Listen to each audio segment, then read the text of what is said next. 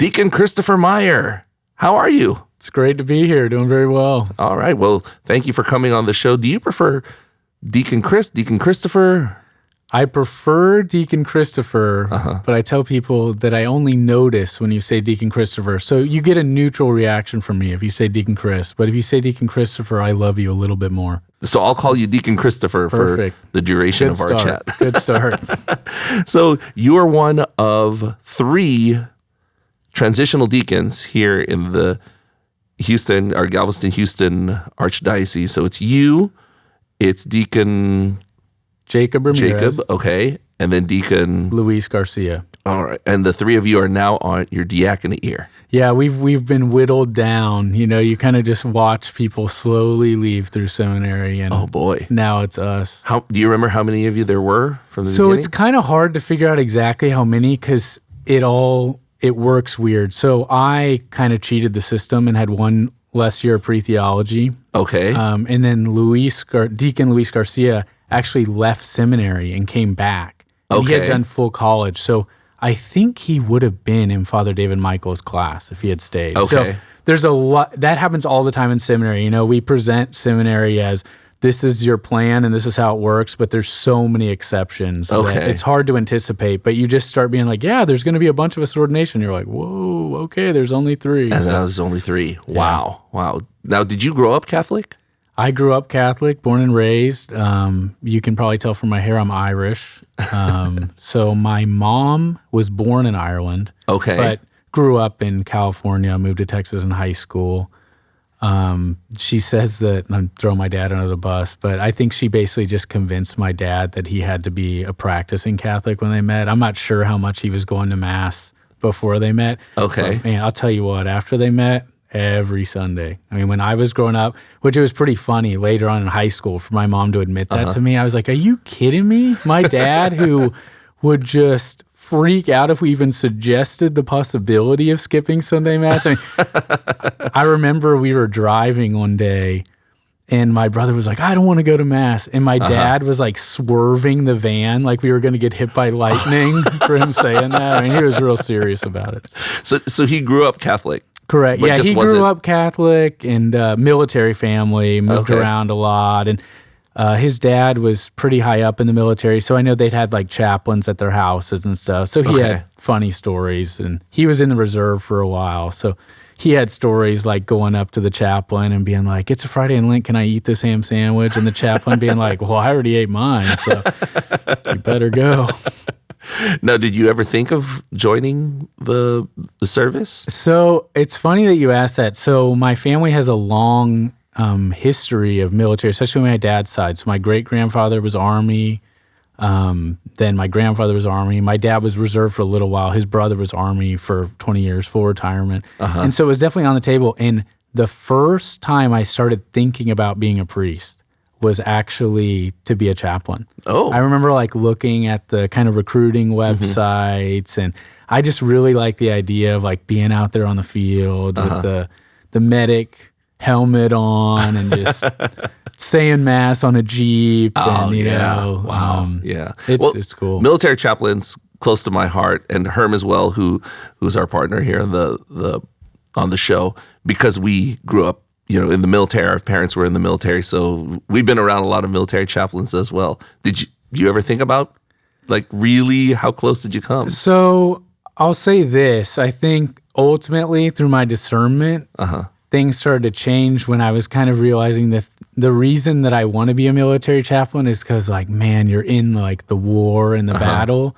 And the more I started getting into my faith, I was like, there's a huge spiritual battle, you know, that I think I know many people. I mean, I had a friend who was in seminary for a year who was in special forces. Oh, wow. And he will tell you, like, my faith is a way bigger battle than anything we saw out there. So I think once I kind of started to realize that, kind of the grandeur of being like with the soldiers and doing that. I mean, tons of respect for chaplains. I mean, absolutely. That hasn't changed. But I was like, I can be in the battle, you know, hearing confessions from a husband, a wife, their children, you know, helping them through the spiritual life, giving them the sacraments. So that's kind of what changed. Now, did you grow up here in Houston? Yeah, so born and raised in Sugar Land. I'm an identical twin. Okay. We got off to a rough start. We were 2 months premature. Wild.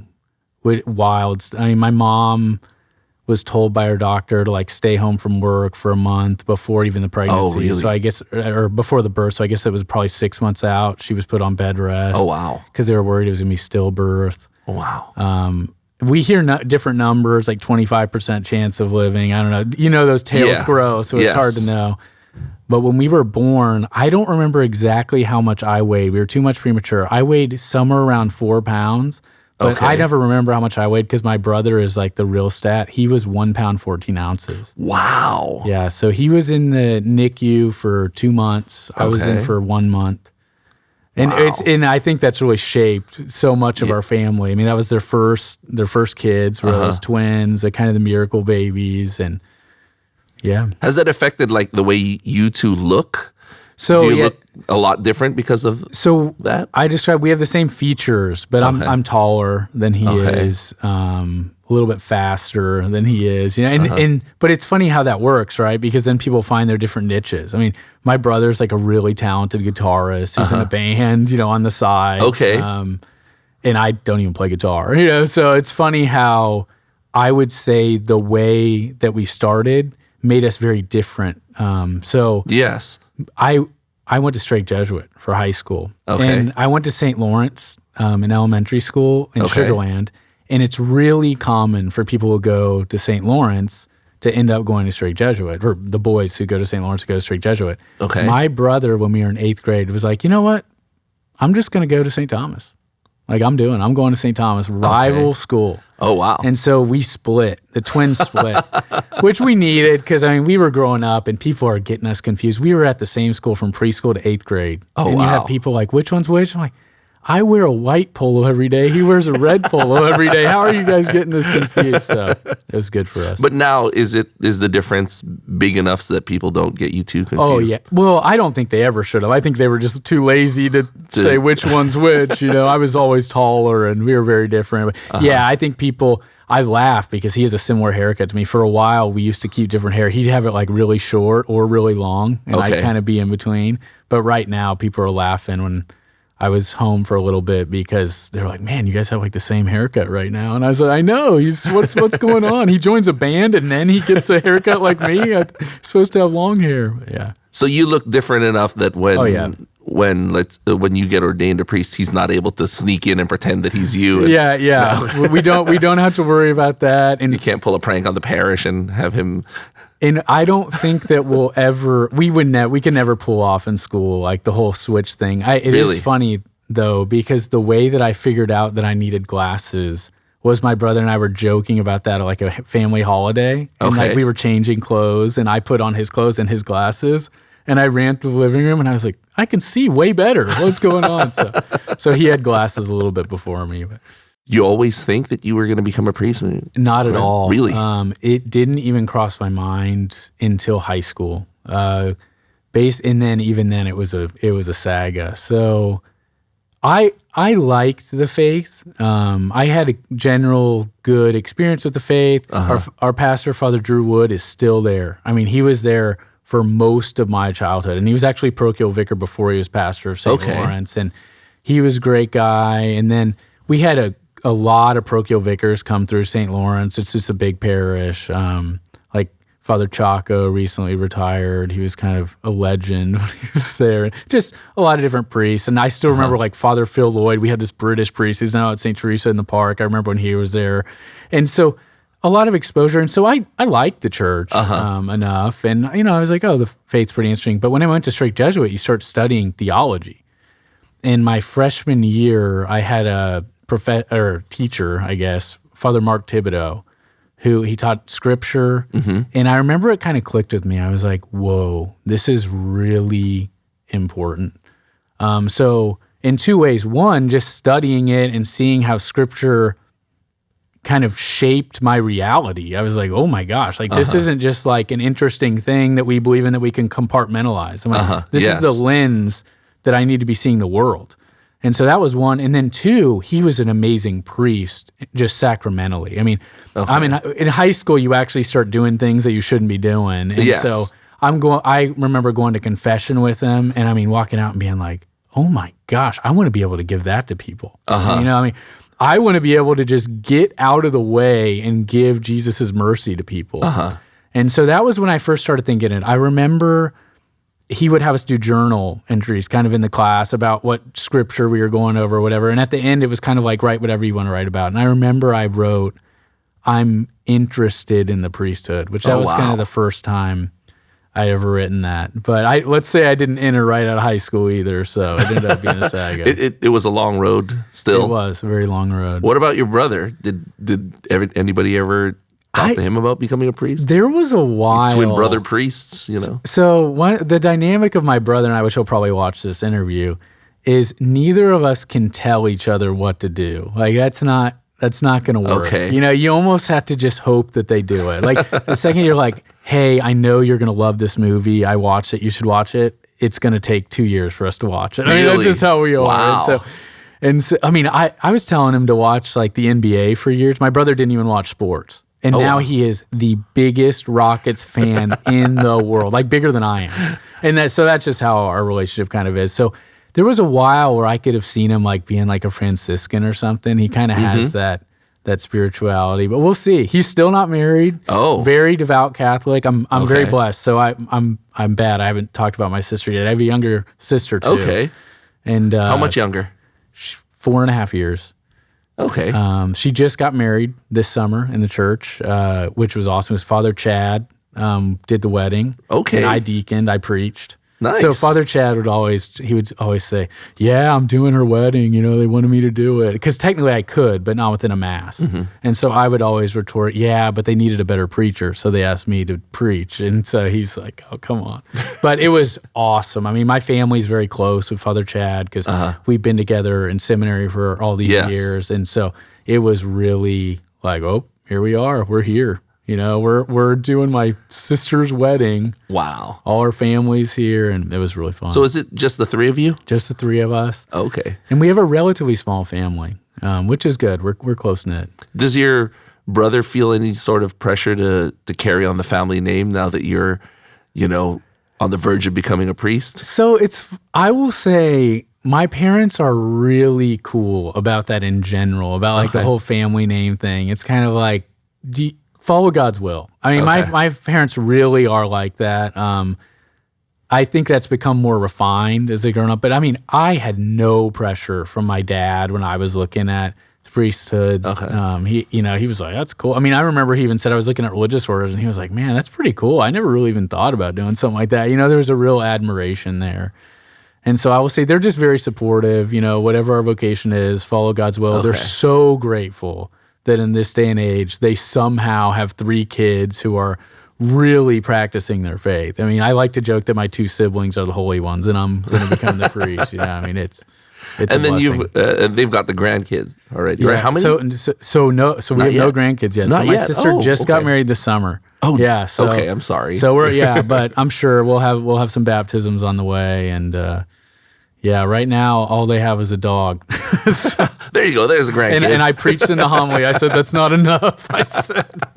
Do you think your sister would like hyphenate their last name so there's less pressure on your brother to carry on? Maybe you should tell her that. Wouldn't. She wouldn't. Let's do new age things and let's hyphenate the last name so your brother doesn't open up the path for him to feel less pressure. No. No. It's like I said, like I'm always, one thing I trust about my siblings is they have very high standards. So we knew, like, my brother, if he finds a girl, is going to be like really into the faith, really devout. And we knew that about my sister too. It was like, okay, she's picky. I mean, she's the type of person who sits there on a first date and is like, this is the way things are going to be. This is how. Oh, wow. and we love her husband. He's an awesome guy. So that's cool. Thank God. I hope he never watches this video because I don't admit that to him face to face. When did you first tell your parents like that you were going to become a priest? So they knew. How did you reach that point? They knew I was interested in high school just because so I went to straight Jesuit, and I would do things like I would go to Grand Coteau, which is kind of this province's center for like vows, masses, and whatnot. And they knew I had a really good relationship with the priests.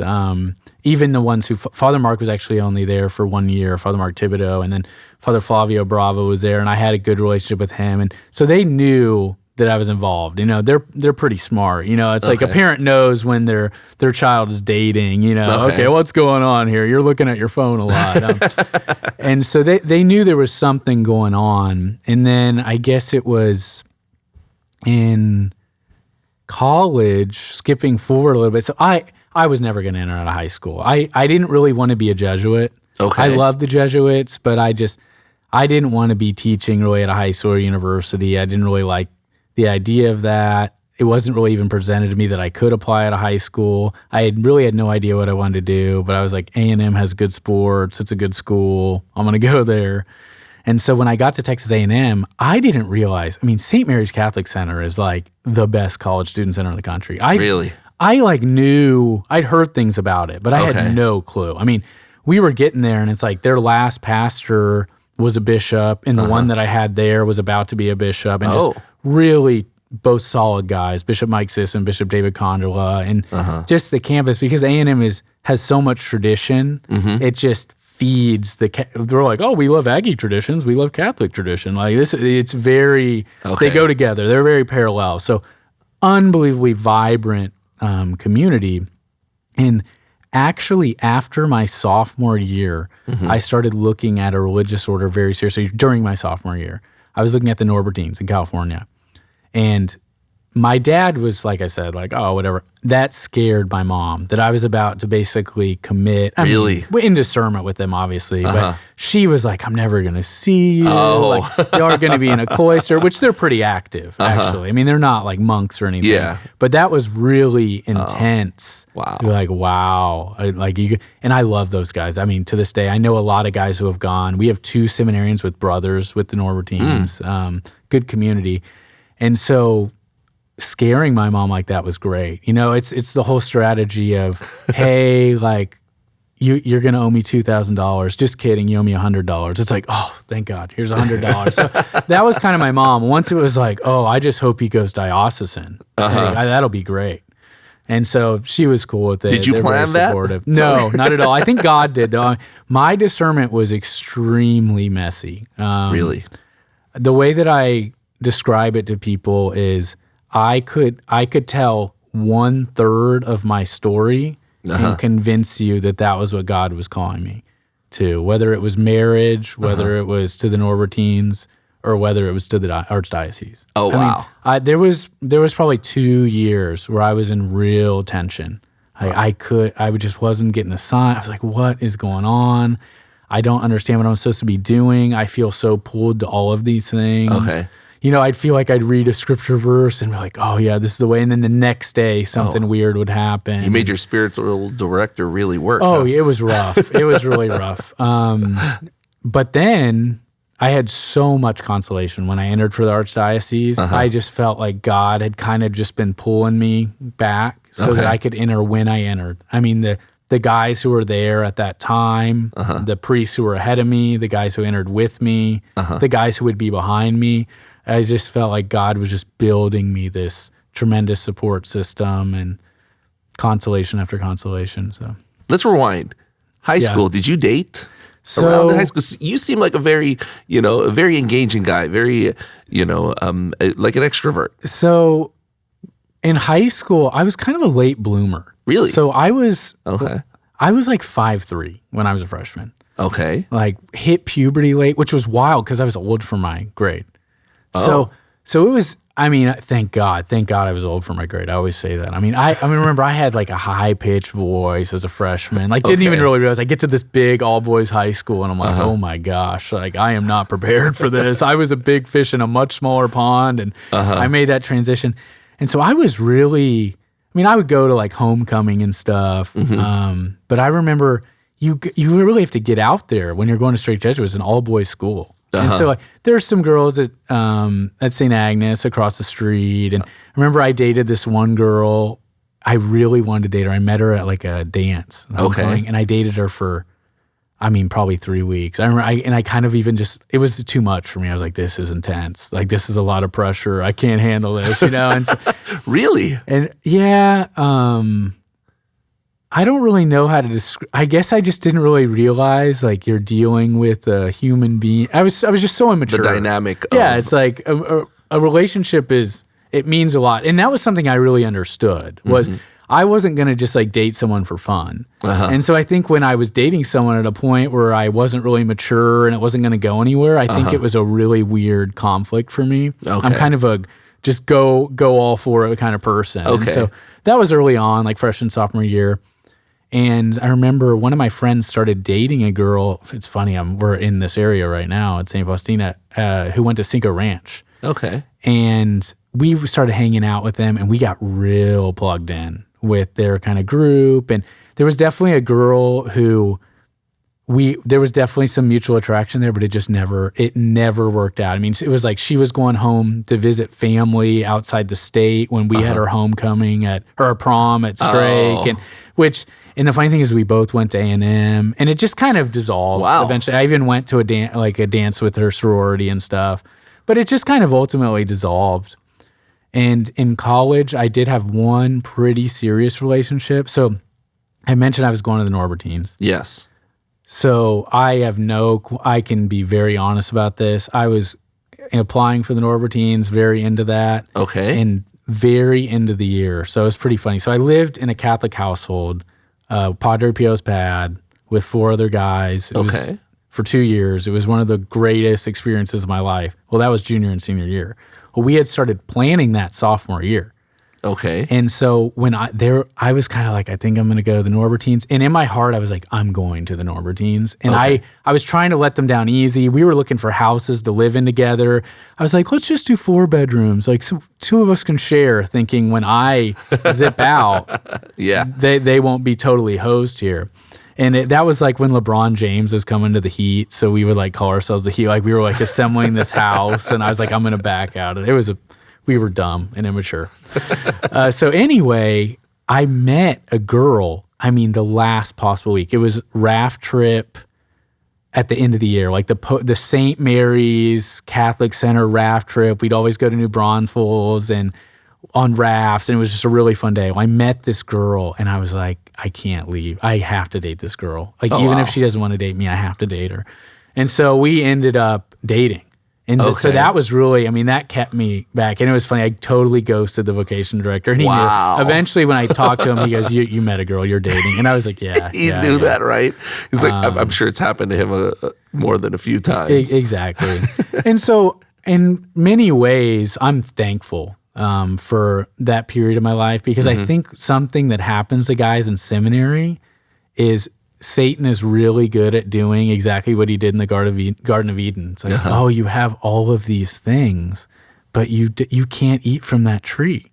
And then the lie that we tell ourselves is I can not only have all these things, but I can also eat from that tree. Yes. Which, as we know, that's not what happens to Adam and Eve, right? Like it all goes to hell basically after that. And so for me to kind of be discerning very seriously and then be like, man, I want to date this girl, and it going really well. It was a really good relationship, but also being like, man, that's not what I'm being called to. My vocation is the priesthood. She knew it. We had really honest conversations about it. Okay. Now, it's knowing it and like being able to feel it and persevere in that are 2 different things. That was a little bit of a mess. We'll skip through some of that. As all my close friends from college would know, it was a tough discernment. Really? But yeah, looking back, I'm so grateful I had that. I think God had to give me that, okay, I know that you would love to be married. I know that you would love to have a family. I know that you can have great relationships with women. That's fine, but I'm asking you to give that up. And I think for me, and maybe I don't get enough credit now, because I had to be really shown to God that I needed to give it up. Really? I didn't just give it up blindly, like, I can do it. I love you, Jesus. No, that wasn't it. Was there a moment when that happened? I had to, when we were dating, I had to feel that feeling of, I'm not doing God's will. God doesn't, when you're praying and you're not doing God's will, he doesn't have to yell at you. It's just this nagging. Okay. It's just this nagging. So I remember when I broke up from that relationship, it was pretty mutual, just feeling so free in that day. And even going to seminary, being just so free to do God's will. And then the wonderful reality is you get to seminary and everybody's got these stories. I mean, it's awesome. You know, I mean, they say, I wasn't in college seminary because I entered after college, but the joke about college seminary is it's just a bunch of guys talking about girls. You know, it's like, oh man, it's so tough. This is such a hard life, which a lot of guys don't make it through college seminary. They end up discerning out. But yeah, you're surrounded by guys we're giving it up together. You know, I mean, celibacy is an individual call, but we're also doing it as brothers. And we see the mission, and we realize it's a mission that we can't have unless we give that up. Because that's something that people will ask me. They'll say, "What about don't you just wish you could be a married priest?" And my response is, I look at my favorite saints, Padre Pio, John Vianney, Philip Neri, and I think that guy could have not have been an incredible saint in the way he was if he was married. He'd be a neglectful husband and a neglectful father. And so, or the other way around. Exactly. Or he wouldn't have been that great of a priest. So obviously, like, we have situations where guys are doing it and they say the same thing. That tension is so tough. And so for me, I'm so glad for the gift of celibacy, the way it allows me to enter into lives of people, families, and not have this like, oh my gosh, like, am I like emotionally cheating on my wife? It's like, no, like, this is the church. Yes. Like, I'm serving the church. I'm not going to the hospital. I mean, I'm not doing that yet. I'm a deacon right now, but I'm not going to the hospital to anoint somebody while my kid is sick with a fever at home. Yes. That's nice. So you said that became apparent to you. How did it become apparent to her? I think she was very Catholic girl. She still is. And I think she could kind of sense it. And she didn't no one wants to be in the way of God's will. You know, I mean, you just don't want to. I mean, I have a friend who when he's asking somebody to do something, he'll say, "Hey, will you do this?" And they're like, "No." It's like, "Will you do it if it's God's will?" And everybody goes, "Yes." You know, and that's kind of how I think her outlook on the situation was. Like, if this is God's will, I need to get out of this. And to be fair, she was dating somebody who was very close to entering a religious community. Yes, to be a priest.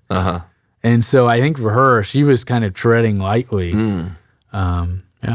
That's pretty tough. I mean, you would think that some people would be like, oh, I want to go with my will, you know? So, and that must have been a struggle for her as well.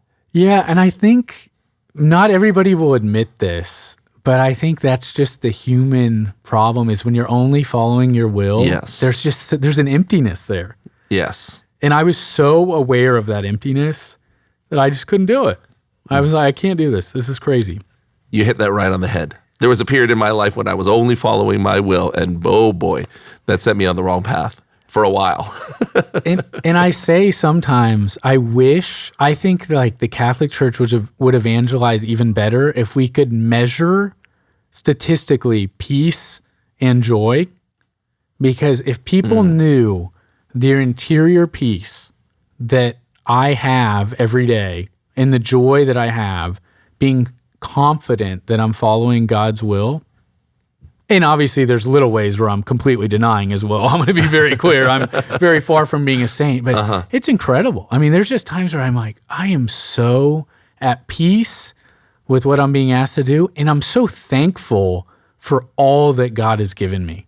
I mean, I don't get to have the friendships that I have right now without making that sacrifice, without choosing to be a priest, without following God's call to be a priest. I mean, there's a lot of people who want to be really close to Father David Michael Moses, Father Chad Henry. You know how you get really close to them? You do it with them. You know, I mean, you're walking as an apostle with those guys. And it's beautiful. I mean, it is a great life. And I'm so thankful for it. So at what point in your college did you break up, or was it after? So we broke up, It was complicated. So we initially broke up late. So it was an on and off It was like period? late junior year, but I Okay. mean, we went to ring dance together, which is like the senior year ring dance. So that kind of Okay. tells you it wasn't a clean break. Okay. In that, yeah, we don't really talk anymore. I mean, we every once in a while just like, hey, I hope you're doing well. But that's You don't Facebook stalk her? we don't. No. We're not even Facebook friends. Which Really? is pretty edgy. Oh, wow. I'm kind of on and off Facebook these days. okay. I get off pretty often. Well, you were talking about, measuring peace and joy, and on social media, you can't see that. Yeah. Oh, yeah. People flaunt things on social media, but you can't show, oh, this is how at peace I am right now. And there's no way to prove it, right? I mean, so many of us kind of get focused on the externals, like, wow, they look really happy. And I mean, I think priests know more than anybody. They're probably looking through timelines and being like, man, I know, man, that marriage looks so happy on Instagram, and I know that couple. I mean, and I can't say anything, but Of course, it's interesting how it's very hard in some ways to communicate joy. I mean, I think all the time I'm in so many situations. I'm like, wow, we are just so happy. Everybody has their phones away. We're just enjoying our company, talking about the good things, talking about Jesus. Like, this is what heaven's going to be like. And it's hard. And we got to show people that. And I think podcasts like this are really good. I think people can see the joy that so many of your guests have. And they're like, oh, there's something there. Now, you broke up in the middle of senior year after that ring dance? Yeah, sometime after that? Yeah. Okay. Of course, breakups aren't always Yeah, so we clean, weren't officially dating when we went to ring dance. Like, there were some people who were pretty upset, I think, about that. But I'll use because I was so unsure. I mean, So it's are you back together? No, you're not. and some of this is my that fault. type of thing? I mean, Okay. I remember telling my roommates, I was like, I'm going to ask her to ring dance. I know it's stupid. And I was like, I really think, like, if I'm going to get married, it's probably going to be to her. So if it works out, I want to tell my kids I went to ring dance with their mom. It was kind of like that, a calculated decision. And now I'm very confident, and God has given me so much consolation, so much peace, so much joy, which is what he does. And, I think the lie that we'll hear, the lie from the enemy is, wow, this decision is really hard, and how hard it is today is going to be every day for the rest of your life. And the reality is, when we have faith in God, when we trust his will, he will reward us beyond measure for saying yes. So, and I've experienced that firsthand. At least it happened in senior year. You don't have to really interact with each other after graduation. Oh, and all yeah. that, Yeah. Oh, right? yeah. And yeah, that's made things much easier. So after graduation, you went straight into the seminary? No. So No? I was working. It was weird because I still was like, should I go to the Norbertines? Should I date? I mean, it was really complicated. That was a really challenging few years, really years of desolation. And the way that at the time, I had no idea what was going on. I mean, I remember one time driving and being like, God, what am I supposed to do? Like, what? I just need a sign. I think I was literally like, Mary, tell me what to do. What am I supposed to do in my life? And I wasn't even praying a rosary every day. I had no right to be yelling at Mary. And so looking back at that moment, I think it gave me the perseverance I needed when I got to seminary. I think I'm the type of person who, if I had just glided right into seminary, some of kind of the difficulties that I experienced with the adjustment of life, I think I would have been like, I don't like this. I would have compounded things. And it would have been a bad discernment. I mean, so funny story, Father Dat, when I had been in discussions with him in college when I was talking to the Norbertines too. Oh. So maybe sophomore year, I was talking with him, and he wanted me to leave college. He was like, you need to come. And it was funny because when I did my interview, he was on the board, and they all heard my story. He heard my story, and he hears, just all of this stuff. I had a 16-page autobiography. Wow. So he hears all of this stuff. He's read all this stuff, and he's like, wow, this is wild. Like everything that's happened before. But it was funny because when I walked in at first, he was like, I can't believe you're back. Like, I want credit for you if you come, because vocation directors are like that. Yeah. But for me, I knew that I needed to experience what I experienced, kind of the difficulty, unbelievable desire to be in seminary. I mean, Okay. I almost felt like I threw it away at one point. I really almost felt like I had just been too much of a perpetual discerner. Like I wasn't moving towards a career, like really felt in this weird space. And so when I entered, I remember being like, thank you, Jesus. I will never complain, which I did never complain for about a week. So that was good. How long was the gap after graduation before entering seminary? I guess three. I entered 3 years. I think 3 years. Okay, so what did you graduate as? And so I was as? a philosophy major Okay. at A&M. So while I was in college, when I was dating, because when you're kind of called to the priesthood, and then you're like, well, I'm not going to be a priest. What am I going to do? Like, oh, I'll go study theology. I'll go to get a PhD in theology. Okay. So I was like, well, I know from seminary that if I go to seminary, I need to study philosophy to study theology. Yes. So I was like, okay, I'm going to study philosophy and then go to some grad program. But let's be real, I was lying to myself. I was never going to do that. I mean, but it was funny because that ended up getting me a year off seminary. So even though I entered a little bit late. So I was working at a company, like doing like shipping, distribution type stuff, which was funny because it was all guys. Which was such a blessing because we totally broke the policy, like don't talk about religion and politics at work. That was like all we were ever talking about. Like, and so they knew. None of them were surprised when I was going to seminary. I mean, we had been round after round on all kinds of religious debates. We talked every line of scripture. That's kind of the way I am and was. And in reality, why I never could have been anything but a priest. I mean, God, in so many ways, was like, here's your kind of toolkit, here's what you love, here's what you have a passion for. And for me, ever even pretending that I could do something else. And these guys, they weren't Catholic. No, I didn't work. Some of them are falling away. Okay. Some of them are falling away. And it was funny. I mean, it was wild. I mean, these guys would be like, man, like me, I mean, without getting to it, me and my girlfriend have been doing pretty well, we're trying to be chaste, like stuff like that. Just fun. There was like kind of this Catholic guilt that they had just with me talking to them and stuff. It was really fun. That was a blessing. And it was even funny. I mean, one of the guys who worked in that warehouse, his best friend had entered seminary out of high school and is now a priest in the Diocese of Austin. And so it was just funny, him kind of bringing up that. So it really is a small world. And there were a lot of little reminders when that was going on. But God is good. So when you told your family you're going to enter the seminary after that 3-year gap, were they finally like, oh, finally? So they were relieved, around the bush? Or? They were relieved. The funny thing is I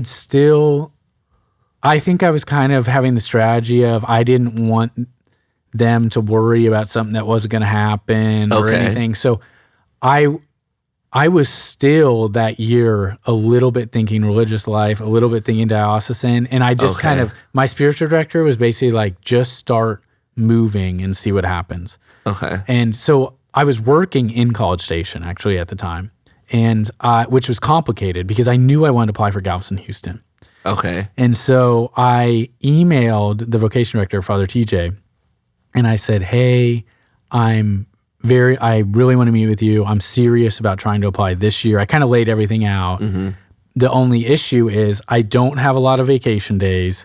I'm willing to drive on a day, meet you on the weekend, whenever we can make it work. Yeah. And he goes, oh, that's hilarious. I'm going to be at St. Mary's Catholic Center tomorrow. Oh, wow. Like visiting with some guys. I'll just add you. When can you, and so it was, that right there was a huge sign for me. And then I kind of never looked back from that point. And so once it was more positive, I remember my parents being like, so like, have you been talking to Father TJ? I think it came up, like they're mutual friends that they had known. I've been talking to him, and I was like, yeah, what's that? It was kind of playing coy. And then once I got accepted, I was like, yeah, I'm going to seminary. What was your brother like about it? He was happy. I mean, so what was wild though was a little bit after I came, he decided to move to Dallas. So that's something I haven't mentioned. My family, while I was at Texas A&M, moved to the Diocese of Dallas. They live in Rockwall. Okay. And so it's technically, when I was applying, I had perfectly good reasons to go to the Diocese of Dallas, the Diocese of Austin, where so much of my vocation had been fed in college, or Galveston, Houston. But I just love Houston. I mean, I'm a huge sports fan. I love the Rockets. I hate the Texans. I'm a huge sports fan. I love the Astros. You really hate the Texans? Well, they're just so frustrating. Yeah. I'm like, In that way, yeah. They just waste my, and it's hard. On Sundays, we don't get to watch many games anyway.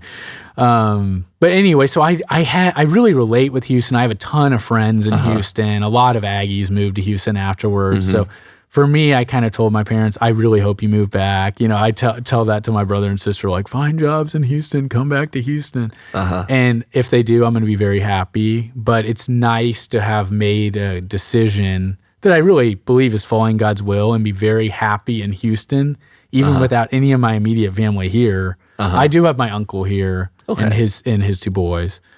But yeah. So you enter the seminary. Yeah. Are you all in after that? So thank God. God works so well. So most people don't do all their seminary at one place. Okay. So I went to St. Mary's Seminary to do pre-theology. And the plan at that time was to do 2 years. Okay. But it was a little weird because I had a degree in philosophy. And I remember one of my first week in seminary, they had me meet with the dean of philosophy at University of St. Thomas. And I remember walking out of that meeting and going, I'm only going to do 1 year. I knew it. I didn't tell anybody. But we were going over everything I went. He was asking me questions and stuff. And I could just see him like, you don't need to take this. And I was like, oh, okay, this is going to be a weird situation, which there's about to be a new program for priestly formation. I wouldn't get away with that in 5 years from now, I think. But I made it through. I'm sliding in. So for me, I got to the seminary and I was so happy immediately. So that was Father Chad's first year at the seminary, and him and I became really close. I had a bunch of other really close classmates. Some guys who weren't, like Deacon Jacob and I, we'll see if you have him on the show eventually. He and I did not get along my first year. Really? Which we're classmates. We're getting ordained together and we're super close. But just funny. I'll ask him about that because he is scheduled to be on the show. He loves to talk about it. We just love to joke about it. And then Father Richard asked us to drive up to Omaha together, a 16-hour car drive. That's a really good way to either increase your dislike for somebody or decide to really like them. And thankfully, we decided to really like each other. So, yeah, so I remember just being in seminary and being like, wow, this is so fun. I mean, a couple of my best friends, unfortunately, have left the seminary since then from that year. But I mean, I was so happy and so glad that I was in Houston. There was definitely some difficulty in adjusting. Being a seminarian is kind of tough. I mean, you're in your mid-20s and you're like, ugh, like they're telling me what to do all the time. It's like I can't get away. Like I feel guilty asking to go to a wedding of my good friends. Like it's a shock factor for sure. You know, they control you in a way that like an employer doesn't control. Okay. And then also when you're getting really frustrated with them or certain things, you can't be like, maybe I'll start looking at different jobs. You know, there's nowhere else. You're like, no, my bishop wants me to be here. I'm going to be here. So it took me a while to kind of understand kind of obedience and God's will, but I loved it. I mean, I never really considered leaving for a day. I think for me, the main theme of my seminary has been, I need to keep getting holier. Like there's a real pressure there. You know, the people deserve a holy priest. And so just because I've heard in prayer that I'm called to the seminary, I can't just sit here for 6-7 years and then be a priest and be the priest that the world needs. Like that's not how it works. I mean, I'm going to have to pray. I'm going to have to suffer. I'm going to have to suffer well. I'm going to have to love well. And so there's luckily so many great role models at the seminary. I mean, it's the holiest men I've ever met in my life I met at the seminary. So some of the previous guests that we had, they struggled with their discernment. We even had one of your friends, a guest who discerned out. And did you? How was your relationship with them? Watching those guys have a difficult time, and you said that you had a great time. So I always say there's two. I tell guys who enter the seminary that there's 2 types of discernments, or 2 types of discernouts. Okay. There's the guys who get really miserable, stop praying, hate everything, and they're like, man, this will be way better when I leave. And it never is. Okay. Like then it's like, oh, dang, I still need to like address what I need to address. Like, it had nothing to do with seminary. Okay. And those ones you never like. I mean, unfortunately, that happens. There's guys who I don't know if they're being attacked and they should be priests, but just ugly discernments. They kind of leave and you're like, man, there's like no peace. There's no consolation there. Like if it's God's will, you should be able to have some peace in prayer. Yes. And then you have the guys who you start seeing like in the chapel for 2 hours every day. They're really battling. They're really asking God, what do I need to do? And then they leave. And they're loving their life. They're loving the time that they had in the seminary. It was a difficult decision. It's difficult for your relationships to change somewhat. I mean, it's just, I wish it wasn't this way. And I'm still close with some guys who left seminary, but you're always going to be close with the guys who stayed. You know, I mean, there's just a connection that you have. Yes. And there's things that you can laugh about and things that you can talk about when you're living the same life. Yes. You know, it's the same way why married couples get along with married couples. You know, they can talk about their kids and what's going on with them. Shared It's experiences. Yes, exactly. There's a lot there. We always ask this of our guests, seminary life, pranks. Seminary life pranks. So I've been watching your videos and I was so upset that Father Chad did not share his prank on the show, which was unbelievably amazing. I was going to withhold the name, but I'm not that prudent. So let's hear it. When he was a deacon in Fourth Theology, his last year of seminary, they had such an easy year because it was during the COVID lockdown. So we were in a bubble. Okay. So typically transitional deacons are going out to the parish on weekends. Yes. So you kind of have one foot. I'm going to Sacred Heart in Conroe this year. And so you have one foot kind of in both places. You always feel like you're not at either one enough. And it's challenging. But with the bubble, the deacons weren't going to the parishes on the weekends because we didn't want COVID to come in. Yes. And it meant the deacons had tons of free time.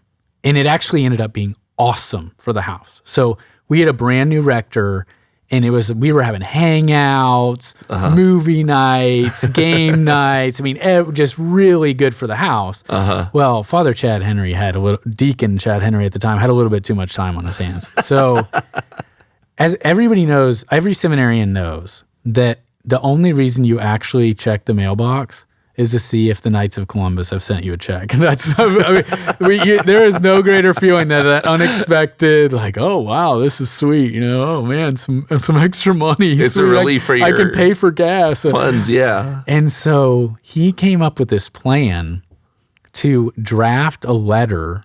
It totally forged. He made a letter that looked like it was from a Knights of Columbus council. Okay.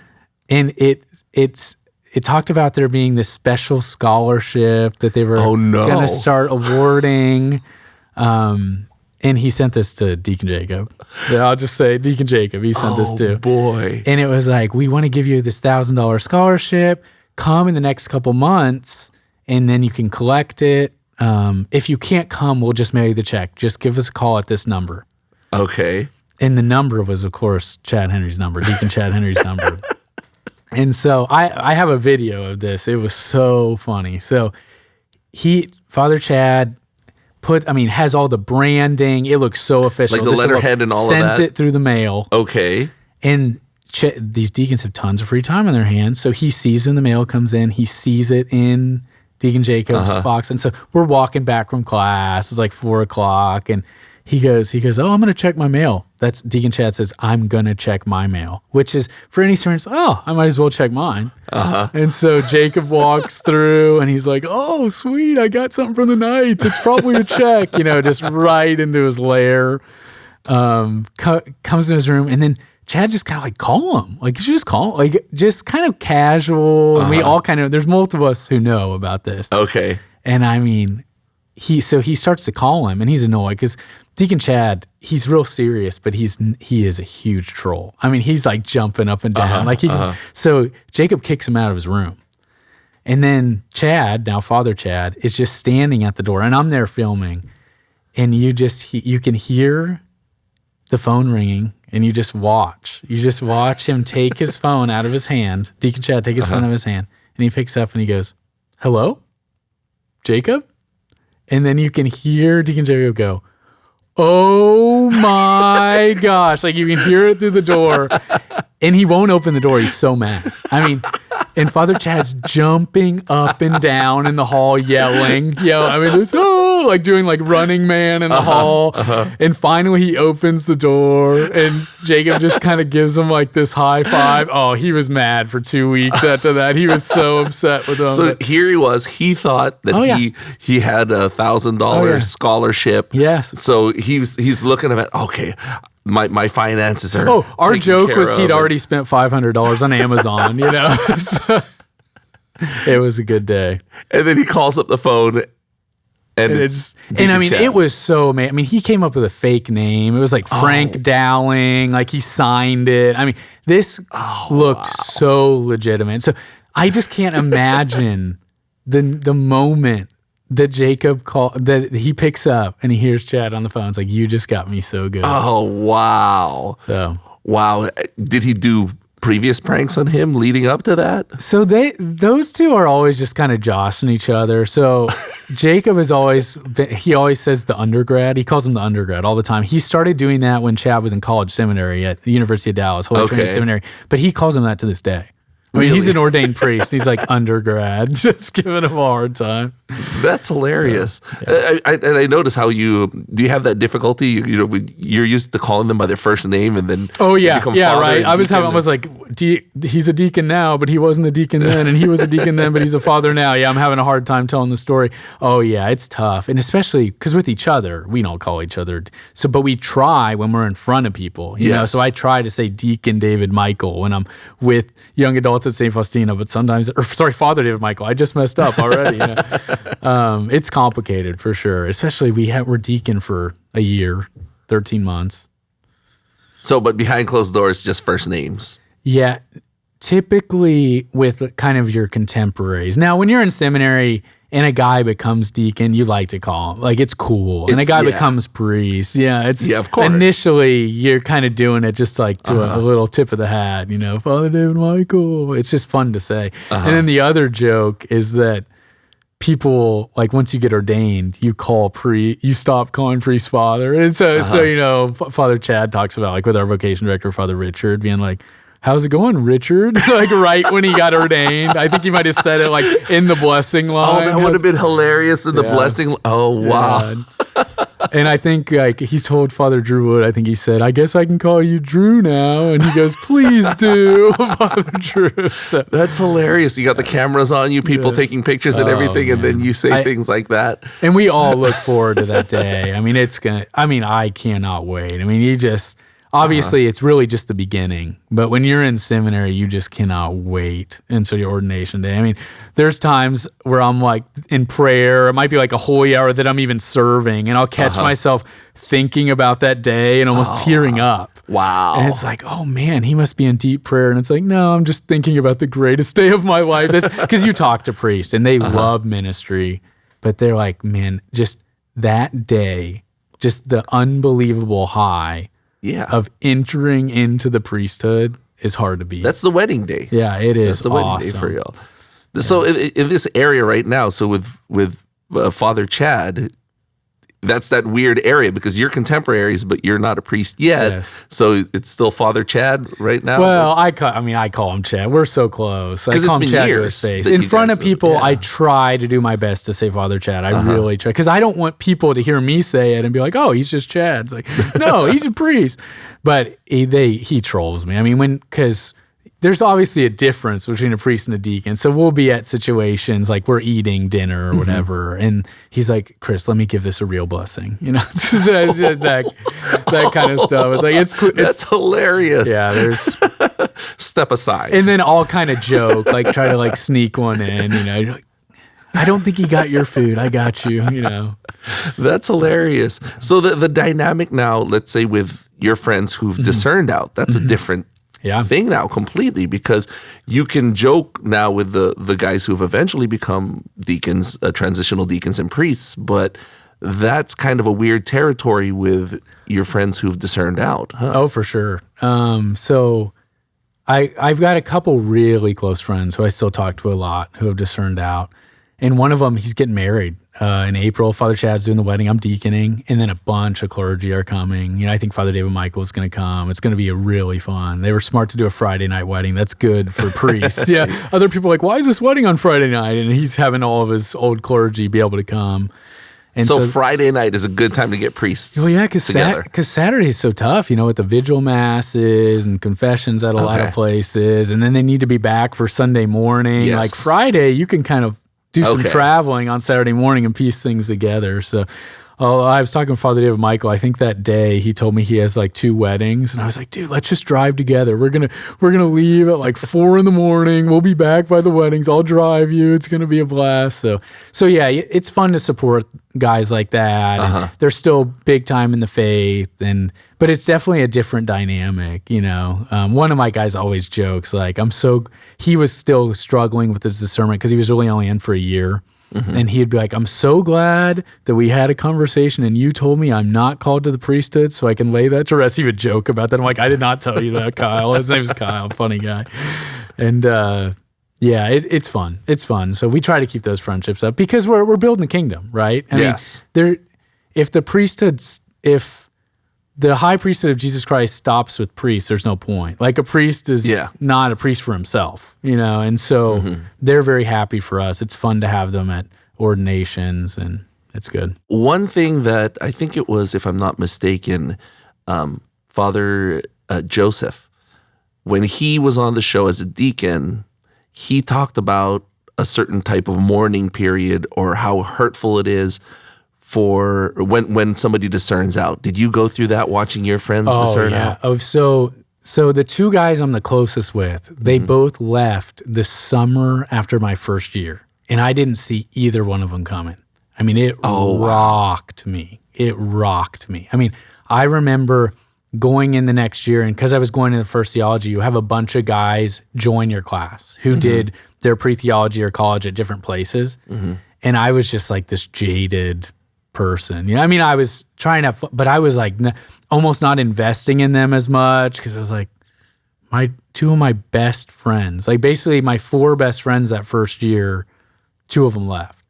Wow. And I was like, oh, this is brutal. I didn't expect it. Both of them were guys who were kind of going through some things and whatnot, but because so much of that discernment happened in the summer, which we're not in the seminary in the summer. Yes. And so we're all at different assignments and whatnot, and I wasn't with them.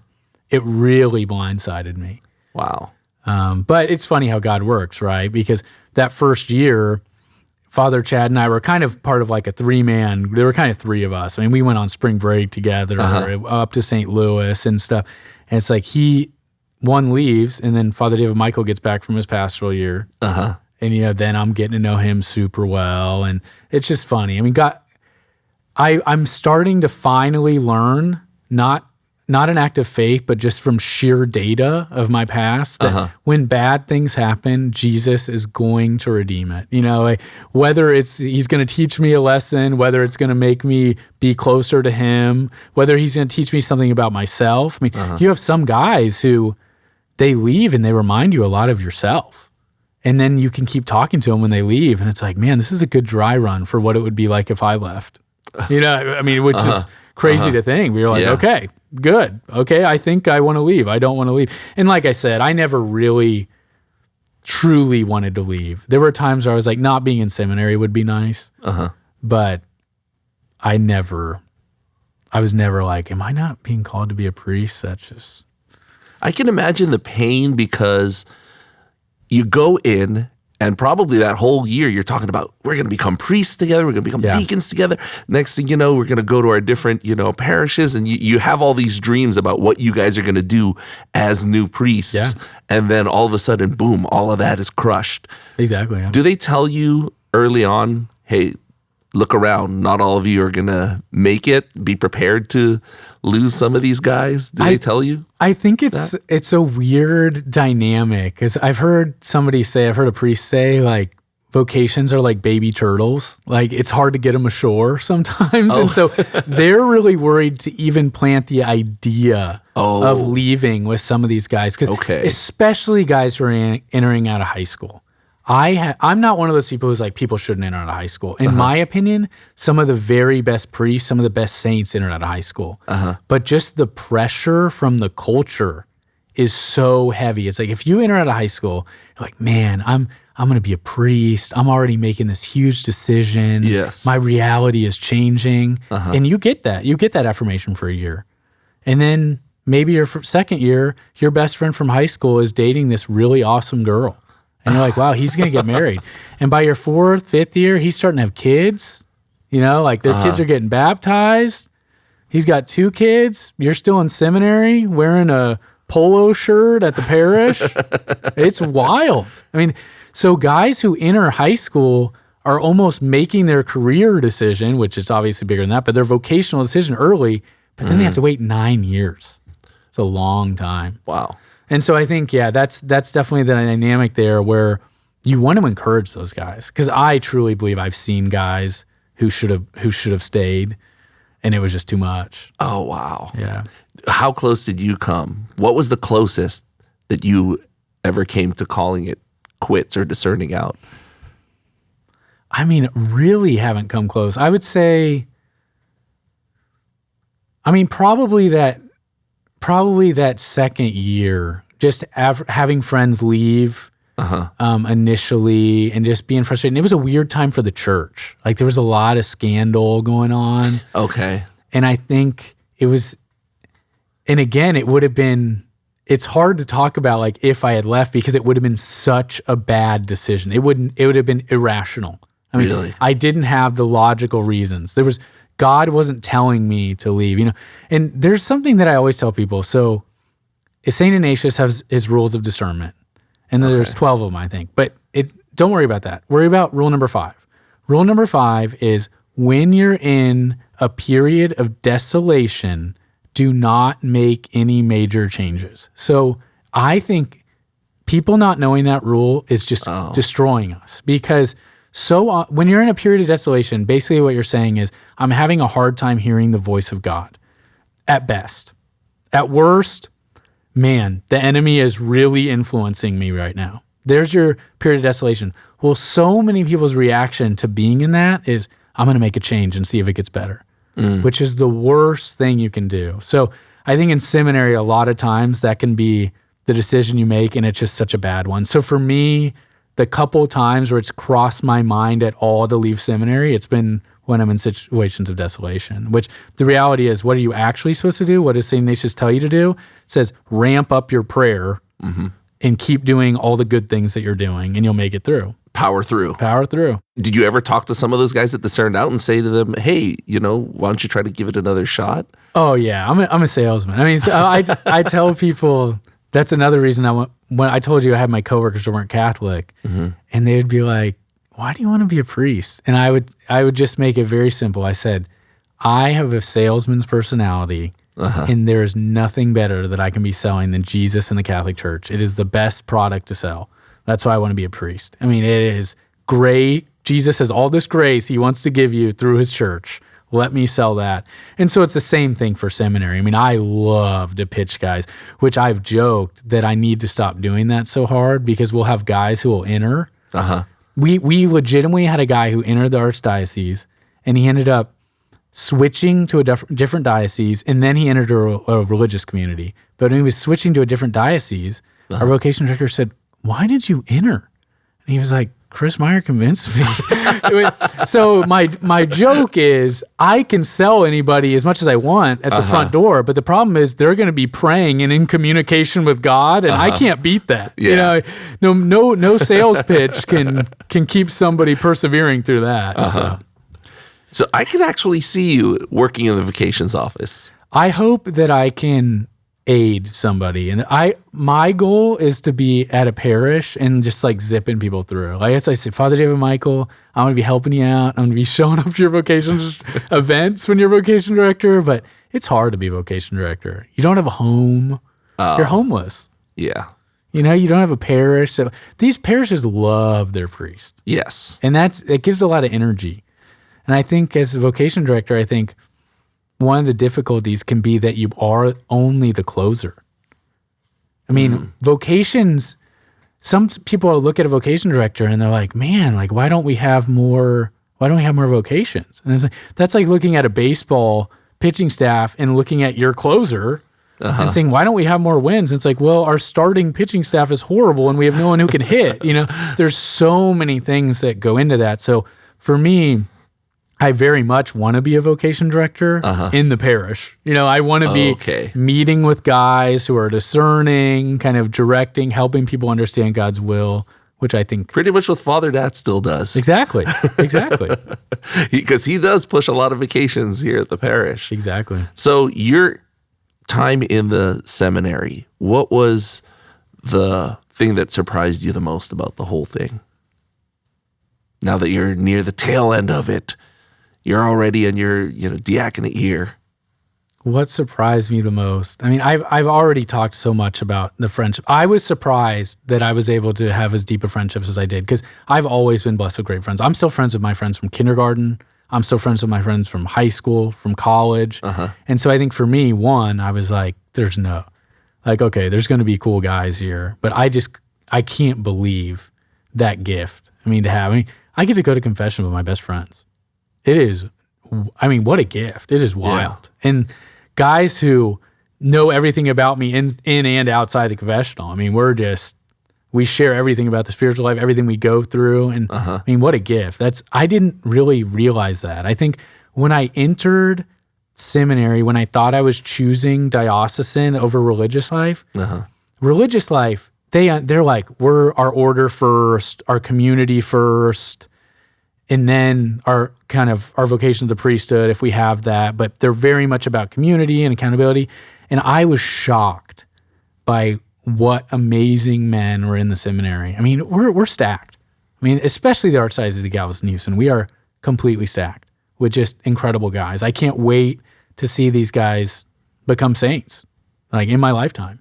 And so I think I was surprised at just how that all came about. I still remember meeting Father David Michael for the first time, and it's kind of intimidating, It's like, people are like, yeah, that's our prodigy. He entered at 18 and all this stuff. Yeah, he puts on a concert every year, raises 6 figures or whatever it is. I'm like, oh my gosh. And then getting to know these guys, and they're just such a gift. So for me, I didn't know I needed that when I was entering. I didn't know I needed such incredible friendships, but I quickly realized it, and I'm so grateful. So for me, God's good. I can't wait to just fight spiritual battle with these guys. Do you think it was easier for you living in the seminary since you went to an all-boys school, since you had that job for 3 years with all guys? Oh, yeah. In a way, you almost have to be careful, right? Because there's a lot of bad things about an all-guys high school. I went to one. Yeah, I love straight Jesuit, but we're dumb. And so there's times where you can almost sense it derailing that way. And we're really pretty good in the seminary. I always say, you could have us on mics all day, and guys speak very well about women and stuff. None of that. But the roughhousing is pretty funny. Oh, yeah. Very immature. Yeah. and we just got a new dorm. And so our old dorms were really solid. It's basically cement walls everywhere. And that we were kind of joking about that with this new drywall. It's who's going to be the first person to get thrown through one of these walls? Because guys are just kind of messing with each other and kind of wrestling. It's really funny how the seminary works, and people don't see that side of priests where we're just a bunch of guys hanging out, having a really good time. And so is it kind of like fraternity life? Oh yeah, oh yeah. And I will say that was one of the most difficult things. When the pandemic started, I have so many friends who were struggling. They weren't going into work. They felt so isolated, and so many people did. Yeah. And I definitely sympathize with that. I totally get it. That would be horrible. I'm an extrovert. I can't imagine. Yeah. But I didn't have to deal with that at all. So when it first started, I was on pastoral year, so I did a little bit, because I was in this huge parish. I was at St. Bartholomew in this huge parish where we see all these people, and all of a sudden we're locked up in the rectory. But then, for that whole next year, I was like, this is amazing. I'm just hanging out all the time. We were joking. We were like, we need to put cameras in here for reality TV. This is just funny stuff. What other crazy pranks happened at the seminary while you were there? I'm trying to Were you a target? Did you mastermind anything? So I'm just always just going at. I mean, I'm just a guy who's gonna just put people on blast all the time. So I'm not really a prankster. Okay. I'm more your guy who. So we have I love announcements. Okay. We had a formator who was a little more strict, and in one of my evaluations, he goes, "Do you ever consider how some of your announcements can be perceived at dinner?" And I said, "Yes, but more importantly, I'm always considering how you're perceiving my announcements." I said that in the whole faculty was like, "Oh my gosh." Well, Announcements? What do you mean so by at announcements? dinner, we have this period where basically you finish dinner, someone comes up to the bell, and then you just make house announcements about various things. It could be like the pro-life group is doing this, or basketball meet for this, or we have this event, and it's just a time, but it always, and then those few things, and then people can give out what's called a free item. So we have something called a canteen. It's like a snack bar. Okay. And so people will come up and be like, "Oh, my nephew was born today. Free item." And that means everybody in the house gets one free snack. Okay. And it's amazing. It's like $1 worth of thing, and we are just we are bloodthirsty for free item. Free item, free item. You said it. You know, give two, give another one. There's a lot of momentum. So the announcements are just fun. Okay. But I mean, I'm dangerous when I get a mic. You know, I mean, recently we had one of our guys just wasn't wearing a tie. So on Sundays we wear suit and tie, unless you're ordained, then you wear clerics. And one of our guys is just hanging out, shirt unbuttoned, no tie on. Okay. And you know, people notice that kind of thing. And so I had no intention to make an announcement at all. I just wanted to blast this guy. Okay. So we had kids from John Paul II School bring a ton of snacks. I mean, so many. We had tables full of snacks for studying, for exams. It was really nice. Okay. But I just get up to the microphone and I was like, "Guys, as you saw in my email, John Paul II School has generously given so many snacks to us. Like, please come by, take as many as you want. There's plenty." Said, "At the end of this week, I want that table to look like Carlos Valero's tie rack, completely empty." And I mean, he's like, "Are you kidding me?" Just totally. So that happens a lot at the seminary. This guy's kind of blasted. There's all kinds of inside jokes. We'll have visitors come for certain events. And I've heard a lady say like, "Wow, I mean, you guys had all kinds of jokes. I didn't understand what was going on, but it was pretty fun watching everybody hooting and hollering and booing." And yeah, I mean, it's tons of inside jokes. Exactly. So that's probably my favorite thing. I'm not typically the prankster type, but I appreciate a good prank. So in our new dorm, we have an elevator, which the old dorms were so old. We only had the traditional elevator where you have like the key that you have to turn and it goes up. It's basically a moving elevator. Wow. And the new dorm has a big, wide elevator. Okay. And so a lot of guys have gotten lazy, including me. I'm on the 3rd floor. They're like, "I'm just going to take the elevator." Well, one of our seminarians, Luke Brahota, he'll be Deacon Luke Brahota this upcoming summer, he just thinks it's the funniest thing. When he watches guys get in the elevator and he knows they're at the 3rd floor, he walks up the stairs on the 2nd floor and then he hits up on the elevator so that it will stop. Yes. And he gets guys every time. Guys will walk all the way down the hall. Like, they will open the door to the wrong room because they're so convinced that they're on the 3rd floor. I mean, they'll walk into the room and be like, "Oh my," because you never think when you're going up to, no one goes on an elevator from the 2nd to the 3rd floor. Okay. So when you hit that 3, you're on your phone, typing a text, just in your own world, that door swings open and you just walk straight out. Oh, wow. And I mean, I have watched that guy. And they look the same. Oh, yeah. The floors look exactly the same.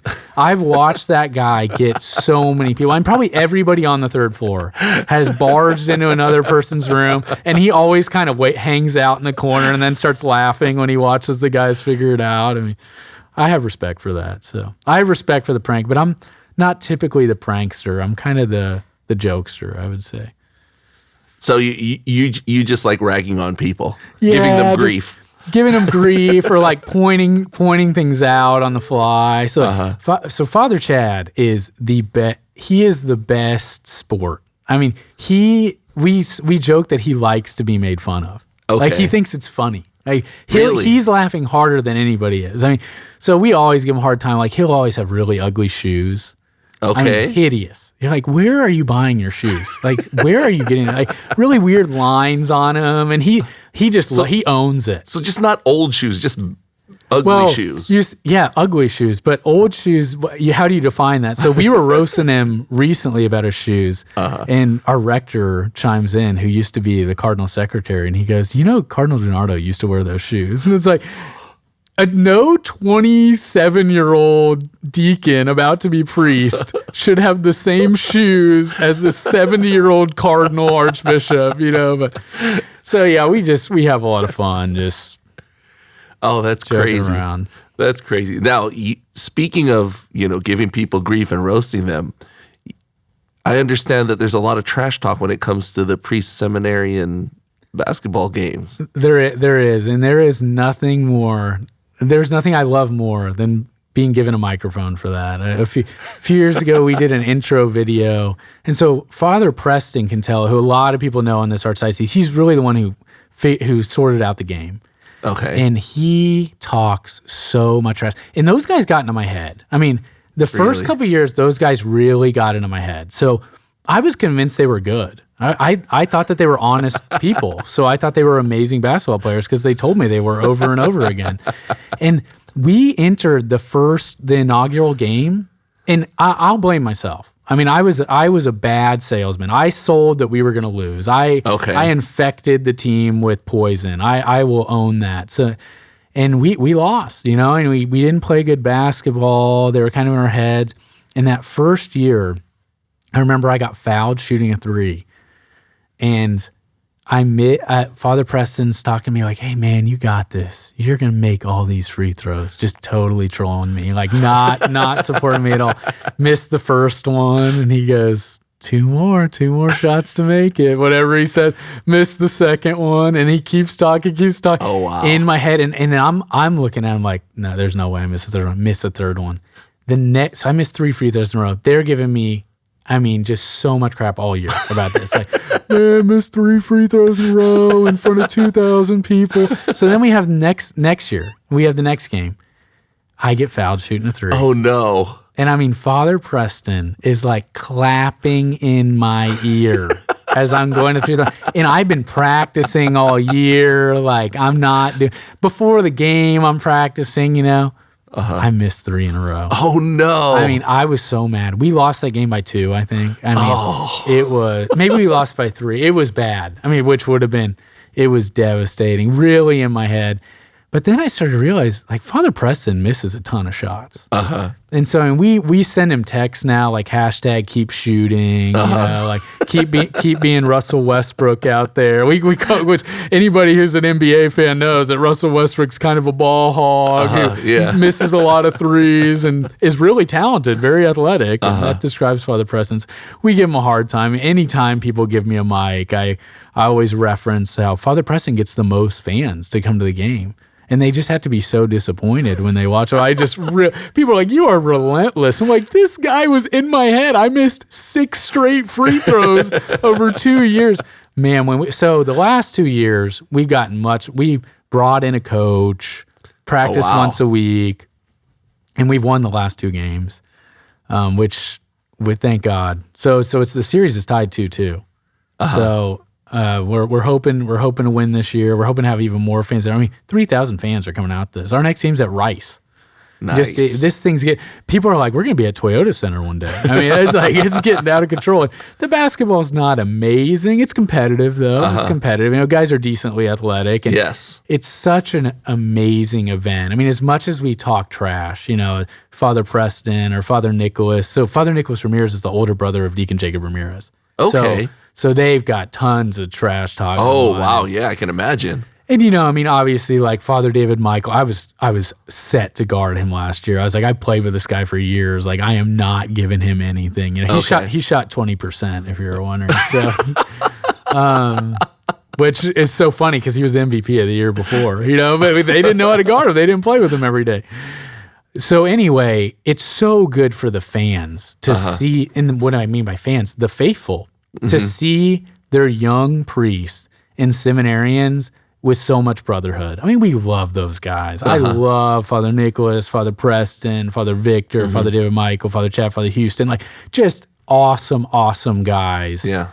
And we're all fighting the same battle right now, and that game, I think, gives people a lot of hope in the future of the church. Because to play basketball, you got to be somewhat young. Everybody's under 50. Most of them are under 40. And it gives people and it's nice to see that dynamic. It's just a whole different setting completely. Because most people, they see the priest at church. Yes. Or at whatever more formal occasions, weddings, baptismals, that kind of thing. But here you've got a basketball court, and it's no holds barred when it comes to trash talking and just ragging on each other and making fun of each other. Exactly. It's interesting. It's to see that competitive side, I think people really enjoy, and it's fun. And now the tough part for our coach likes to say this, like, this is a terrible model that I lose my best players to the priests every year. You know what I mean? Because the last game we had Father Chad and Father Houston were our two best players. I mean, they were the two best players of that game. They both become priests. That's tough. That's a tough loss. It's worse than college basketball, because college basketball, they have to graduate. Yes. But now they move on, and then they're in your opposing team. To the opposing team. So the only thing he hopes is that those priests get a little bit older, a little bit slower, which they do. I can confirm that. Yeah, it's been fun. So are you the biggest trash talker on? Oh, definitely. Right now, and for the seminary side? Yeah, that's kind of my reputation. I'm like the trash talker energy guy, not the best player. I'm probably the worst starter on the floor, I would say, but I'm like that really annoying. Yeah, you get in their heads. Yeah, that's my role. The whole role. Dennis Rodman thing and get in people's heads, and so they mess up, huh? Yeah, that is my role on the team. Like, I'll give you 4 or 7 points, something like that, and then just be talking, chirping, playing good defense, trying not to turn it over too much. So you gave us a little bit of a peek behind the curtains. Now, Father David Michael. That's all I'm saying. Father David Michael. You just want to know. You want to know what... So I tell Father David Michael is an amazing guy. He really is. I mean, yes. I've said that I like to be with Father David Michael because he's so humble. Sometimes he's not even honest, But he's so talented that I think a lot of people are like, oh man, like, look at this big celebrity. The guy's awesome. I mean, I'll call him to work through situations like, hey, what do you think about this? Can you help me with this? I mean, he's such a servant. And I'm just so happy that we have someone who's that talented saying yes to the call of the Lord, because he could have said no to the call of the Lord and been very successful, and those people exist. There's people who can say no to God's will and they just have so many natural gifts that they will be successful in this life. And he's absolutely one of those people, but he's so funny. I mean, him and I love to just joke around. We know so much about each other. So when we always have to be like, we can never repeat that, or we can repeat, like you can repeat that joke, because there's so many just interwoven about like, okay, we're not allowed to talk about that. We can talk about that with people as just good friends. But he's an excellent guy, really funny. So back when he was in seminary and kind of before the whole world changed, during the summer, we would just make sure the stars aligned, and we would take a week of vacation off by my parents' house. And I mean, his Jeep would have no doors on it for 5 days. We'd be going out on boats, just hanging out, getting ice cream every day, just hanging out, living life, going to mass, praying the breviary, praying rosary, and then just hanging. And he's a fun guy to do that. Now, the one thing I will say about Father David Michael, he's always the first who's down for the count. He works so hard. That guy will fall asleep sitting in a chair while everybody's hanging out, having a good conversation. Oh, yeah. And you'll always be like, Father David Michael, go to bed. Just go to bed. Like, we've got the bed ready for you. It's 10 steps. He's like, no, I'm fine. No, I'm fine. He always wants to participate. He's like, bro, you're not out. And then probably 1 out of 5 late nights, he'll stay up till 5 a.m. with you. So you gotta be there for all 5. The 4 times where he's passed out on the couch at 10:45 and everybody stays talking till 2 a.m. But that night he's up. And that's the first time I ever met him. Really got to know him. So he was on his pastoral year. And every year we have a Christmas party with a cardinal. And I remember Father Chad the next day was having ACL surgery. He blew his ACL, or at the time, Seminarian Chad, he blew his ACL playing basketball. And so he had an early doctor's appointment. We tried to convince him to stay. He wouldn't stay. Father David and Michael and I were shooting half-court shots for probably an hour and a half while we were talking to Father Chad. He left. We probably shot for another hour and a half. We eventually stopped. We were just sitting, lights on, open gym, just talking about life, talking about why we want to be a priest. He's telling me about his pastoral year. And I mean, he's pretty open to you about how he was kind of 50-50. Yes. And not really sure. So he was kind of telling me about that, telling me how he really thought, man, maybe I'm not going to make it through seminary. I might leave, like looking at my law school potential still. Yes. Maybe I'll go back to that. What am I going to do? And it really got solidified on his pastoral year. So it was really cool to kind of talk to him in general about pastoral year, but also about all of his experiences. So, I mean, we basically had one night where we stayed up way too late. I mean, that Christmas party probably ended at 9 p.m. and him and I stayed up till 5 a.m. Wow. Just talking. And we've clicked ever since then. I mean, that was that. Tell us about your pastoral year. Yeah, so I was at St. Bartholomew, which was an amazing experience. So I was with Father Christopher Plant, who a lot of people don't know, he was a seminarian from St. Lawrence, which is my home parish. Okay. So it was really weird. Like, I remember when he would be a seminarian, like giving like vocations blurbs after Mass. Yeah. And like, I just hated seeing him there because I didn't like my parents to look at me. Like when we were talking about like that was my memory of him, you know. So you see him coming up to give a little talk, and then you feel your parents' eyes on you, huh? Exactly. You're like, oh, they're gonna. So that was great. It was great to learn so much from him. And then I really had the best of both worlds because not only was I with a pretty young pastor, but it was a first-year parochial vicar, Father David Michael's classmate, Father Rick. Yes. And I mean, him and I just got along so well because we were friends in the seminary, but you could only be so close with everybody. And so it was wild going from like being friendly with someone and enjoying sitting at their dinner table to you were spending an hour plus a day, just you two together. You know, we would find times in the morning or at lunch or at night. I mean, we spent so much time together. We were doing ministry together, and all of us were. But to see what a gift it was to watch a guy who I had talked about the ideal of a priest, being a priest with, in his first year as a priest. Oh, wow. And Father David Michael was right here. So that's how I got involved a little bit with St. Faustina. I was coming to some like KD young adult events and stuff here and getting to know those people. I mean, what a gift. I mean, that's what I say when I say God is so generous. I mean, I could not have been placed in a better spot for my vocation. I mean, that was like a dream spot for you. It was amazing. I mean, just awesome time. I'm still so thankful. So right now you are assigned to Sacred Heart. Sacred Heart in Conroe. In Conroe. All the way north. I tell people they wanted me to be close to my family in Dallas. So I'm going up to Conroe, which has been great. I'm there during the busy months, three or sometimes 4 weekends a month. Right now we're on vacation. So it's interesting because I'm like nowhere. I'm a nomad now. I'm just kind of going around. That's why I can come to St. Faustina and do this interview. Yeah, great experience being a deacon. As a seminarian, you spend so much time and you don't really get to do anything. You know, I mean, you don't get to do anything that the priest does. Okay. You know, as a seminarian, you're doing things that people who work at a parish do and then watching a priest do what a priest does. Like, until you get that ordination, there's so many things you can't do. So all of a sudden now, I'm preaching homilies, I'm doing baptisms, you know, I'm doing funerals. Like, it's totally different. I mean, it's really like, whoa, I'm here. And it's been nice to love it. I mean, just to love doing this.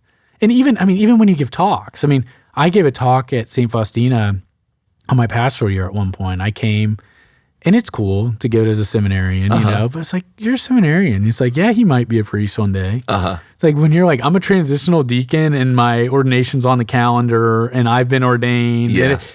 It's just, you feel like I'm doing what I've wanted to do. And for me, I mean, it took me a little while to get to seminary. I mean, I had the thought of doing this when I was 15. I mean, so I spent over half my life with that thought, and it hasn't happened. I'm 31 right now. And so it's amazing to finally be realizing this, and also to be talking to so many priests who are loving it. Now, looking at these things that you can do now, Yes. when you finally do it for the first time, what is it like? The first baptism, the first homily, the first. So my first baptism, I was crazy. I'm glad I did it. I had really close friends who basically had a miracle situation where they've been trying to have children. They adopted this little girl. Awesome. I love her to death. But they had this girl for 2 weeks, and then they found out they were 5 weeks pregnant. So they have 2 within 8 months. Oh, wow. So that 8-month-old was like 2.5 months my ordination day.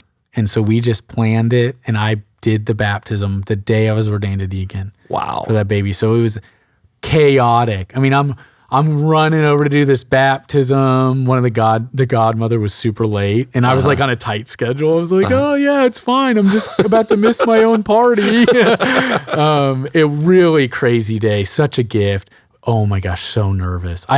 It's funny, I totally cheated, because this is what you do. When you're doing these things for the first time, you just bring in a really good MC who tells you what to do. So I had Father Chad, at the time Deacon Chad, altar serving for me. So I was a brand new transitional deacon, and I had an altar server who was a deacon at my baptism, which I've since returned the favor. I altar served for him as a deacon recently, but what a gift. I mean, to be able to, it's like, wow, I'm here. I'm preaching this baptism.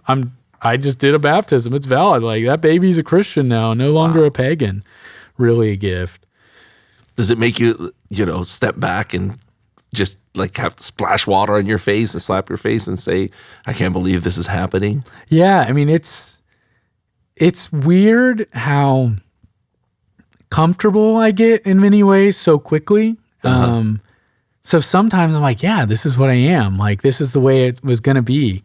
So sometimes I almost forget how short it's been, but then, sometimes I'll step back and I'm like, I cannot believe this. Like, I can't believe I'm putting a collar on.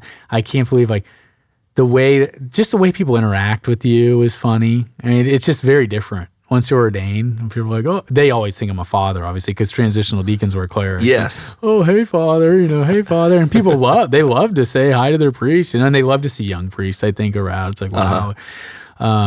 Just really changes the game, wanting to be something for so long.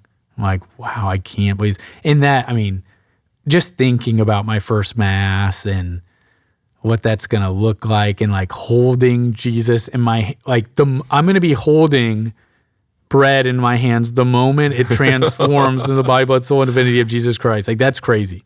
I mean, that is nuts. And just thinking about how I'm going to feel. I hope I don't cry when it happens. Like, I don't want to lose composure, like when it's, I would think, but right? it's going to be amazing. So, is that what you're looking forward to the most? I'm definitely looking forward to that. But I mean, also hearing confessions. I mean, I told you, I love to sell things. And I remember helping out with RCA when I was in college at Texas A&M, St. Mary's Catholic Center. And you have tons of people converting there, tons of people. But you have these people who are coming from outside the church who are kind of like nervous about the sacrament of reconciliation. And I just used to love to sell it. I mean, you're going to be as clean as you were the day you were baptized. It's beautiful, and telling people not to worry. Like, the priest, the reason that you become a priest is because there's so much sin and temptation in the world, and that we need a savior, and that is Jesus Christ. Mm-hmm. And you want as many people to avail of that as possible.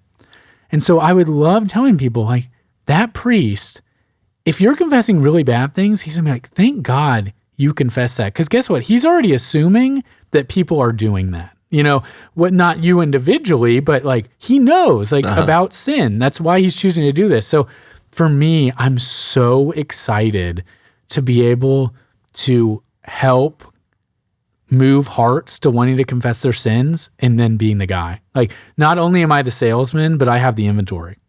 I just can't wait to do that. So I'm looking forward to it. Now, looking ahead to your first year as a priest, what are you looking at? I'm sure you and the other transitional deacons are kind of thinking, who's going to what parish? So have you ever talked about that? So there has been almost no movement the last 3 summers, Yes. just because of COVID. Yes. And so it's like really been charging up this Archdiocese. Like there's so many guys who are overdue to leave, who are definitely going to leave this summer. And so it's really hard to predict, really hard. And I'll say, not speaking of individual parishes, obviously, but parishes are so different, so different. I mean, every pastor isn't Father Dad. You know what I mean? Personalities of pastors are so different. Yes. Kind of visions, understandings, like staffs. I mean, some staffs are very small. Some are huge. Some places have schools. Yes. Some places have 2 or 3 parochial vicars. Some places have 1. It's just very interesting how we're entering a life where, yeah, I know like generally like what I'm going to be and who I'm going to be as a priest. But how that's going to look depending on my assignment. Yes. You know, I mean, there's some places that have ton of funerals or a ton of weddings. You know, St. Faustina has a ton of baptisms. Yes. Because it's a really young parish. Like you were just saying, like we have a hard time shooting here. There's so many Yeah, baptisms. because it's hard to schedule with all the baptisms Exactly. sometimes. Yeah.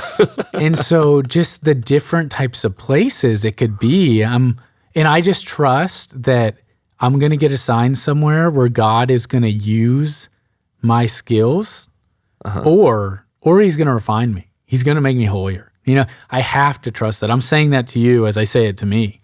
So I can't get too anxious about where I'm going to go because we have to believe as Catholics that every single moment of our life is divine providence. Like Jesus allows it and knows that it will bring us closer to him.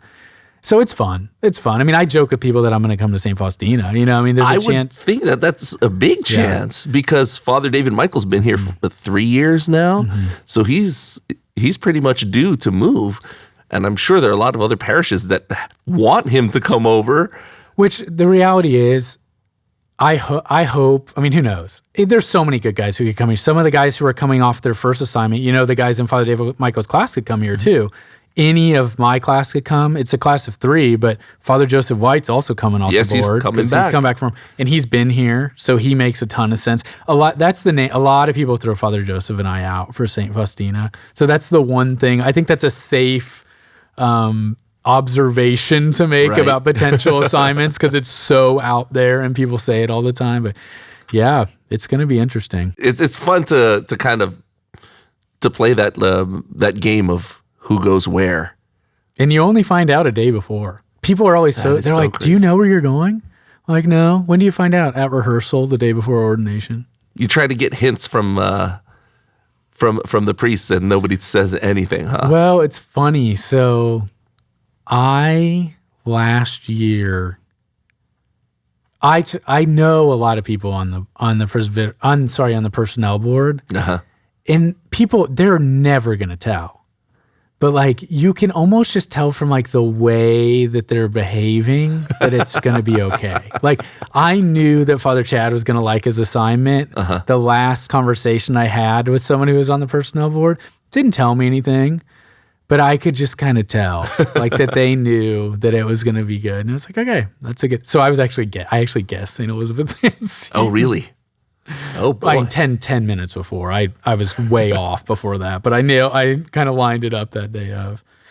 We'll see. Well, we thank you so much for coming into the show. And we look forward to see where you do finally end up. I look forward to it too. I'm excited and terrified. It's going to be great.